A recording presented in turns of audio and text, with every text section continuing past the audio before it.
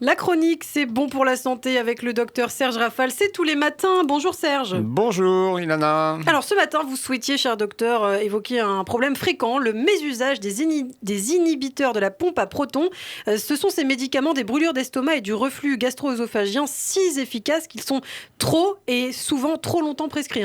Oui, problème effectivement très fréquent, Ilana, puisque ce mésusage des IPP, comme on les appelle, concernerait entre 40 et 80% des patients, selon une enquête de l'Agence nationale de sécurité du médicament et une étude de l'assurance maladie.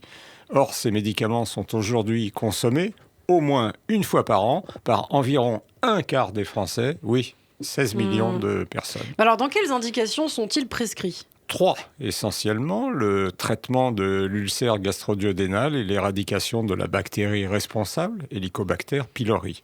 Le traitement du reflux gastro-œsophagien et de l'œsophagite, l'inflammation du bas œsophage par remontée du très acide liquide stomacal à travers un sphincter, le cardiaque, qui n'est plus totalement étanche.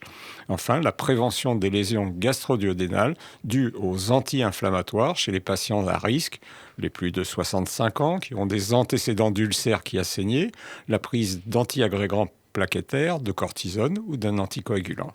Alors dans quel cas, Serge, parle-t-on de mésusage ? Trois cas, et c'est également la prévention totalement inutile de lésions gastro-duodénales chez un patient qui n'est pas à risque.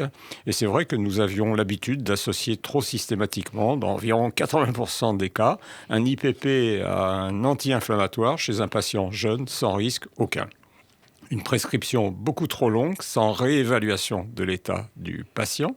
Enfin, une prescription abusive aux âges extrêmes de la vie.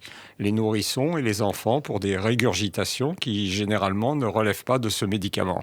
Les seniors, largement polymédiqués, qui présentent donc des risques d'effets secondaires, de la diarrhée, des nausées, des vomissements, des douleurs abdominales, des maux de tête, ou des interactions principalement avec les immunosuppresseurs et les médicaments du HIV.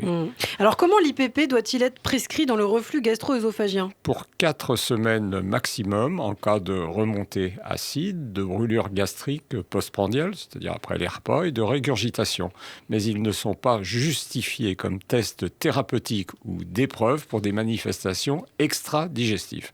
Des symptômes ORL, de la toux, de l'asthme, une douleur thoracique.